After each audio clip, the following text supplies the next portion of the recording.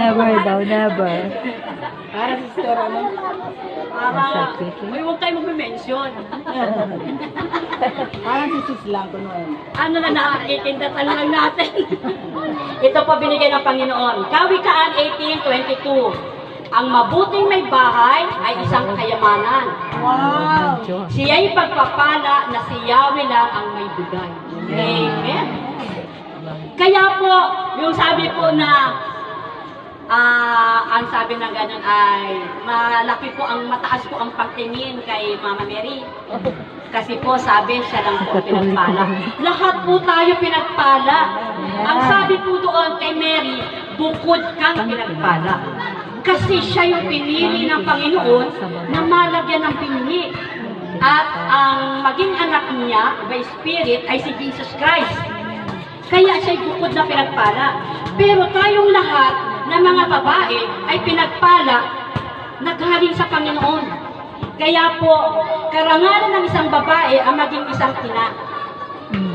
Alam niyo po, sa Old Testament po, kapag po ang isang babae hindi nagkakaanak at bao, isa po siyang kahiya-hiya, nakakaawa po ang kanyang kaligayan. Kaya po napakapalad po na kasi talagang tayo ay nilooban ng Panginoon na magkaroon ng isang pamilya, maging isang ina, at maging isang may bahay.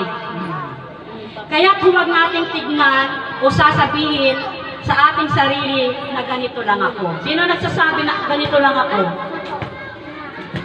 Kahit po siya may propesyon, kahit po siya walang propesyon, ang kalalabasan pa rin po niyan, lahat tayo patutungo sa kamatayan.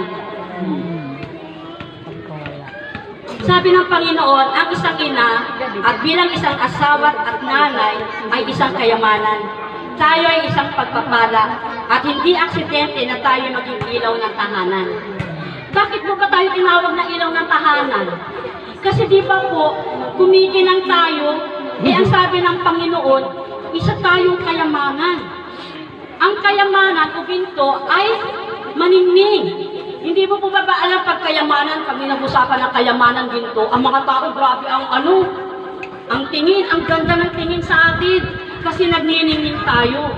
Kaya kung tayo ay ang ating ilaw ay malamlam, dapat paningningen natin ito. Panatilingin natin itong maningning.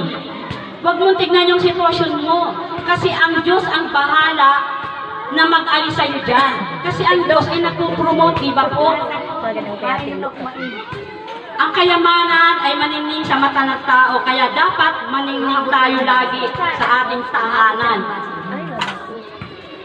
Yung iba po kasi, ang sabi po nila, sa iba lang yan.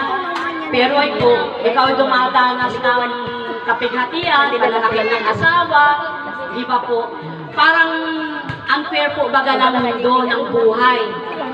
Tinitignan mo lang ang sarili mo na para lang yan doon sa mga binibless. Alam niyo po, kaya po ganyan po ang nagiging sitwasyon natin kasi po wala po tayo pinapakawalan.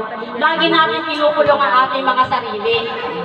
Pero kung tayo po ay hinahayaan natin ang sarili natin na lumipad, pero nilipad na nasa tamang direksyon, hindi po yung